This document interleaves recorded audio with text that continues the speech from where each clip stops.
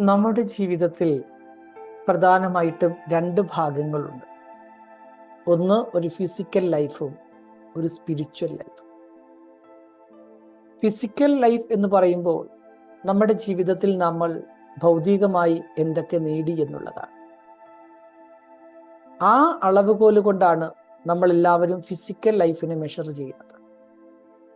എന്നാൽ സ്പിരിച്വൽ ലൈഫിനെ നമ്മൾ എങ്ങനെയാണ് മെഷർ ചെയ്യുക?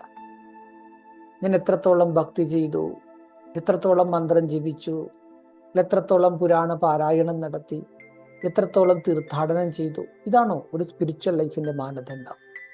ഇതുകൊണ്ടാണോ നമ്മൾ ആധ്യാത്മിക ജീവിതത്തെ അളക്കേണ്ടത്? ഒന്നുമല്ല. മറിച്ച് നമ്മൾ നമ്മുടെ ജീവിതത്തിൽ എത്രത്തോളം സ്പിരിച്വൽ വാല്യൂ അപ്ലൈ ചെയ്തിട്ടുണ്ട്, നമ്മൾ വായിച്ചതും പഠിച്ചതുമായ കാര്യങ്ങൾ എത്രമാത്രം നമ്മുടെ ജീവിതത്തിൽ പ്രാക്ടിക്കൽ കൊണ്ടുവന്നിട്ടുണ്ട്, ധാരണയിൽ കൊണ്ടുവന്നിട്ടുണ്ട്.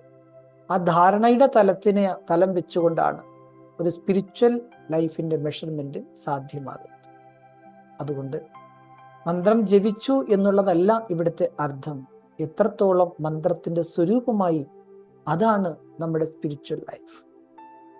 അതുകൊണ്ട് ഫിസിക്കൽ ലൈഫും നമുക്ക് ആവശ്യമാണ്, അതോടൊപ്പം ഒരു നല്ല സ്പിരിച്വൽ ലൈഫും നമുക്ക് ആവശ്യമാണ്.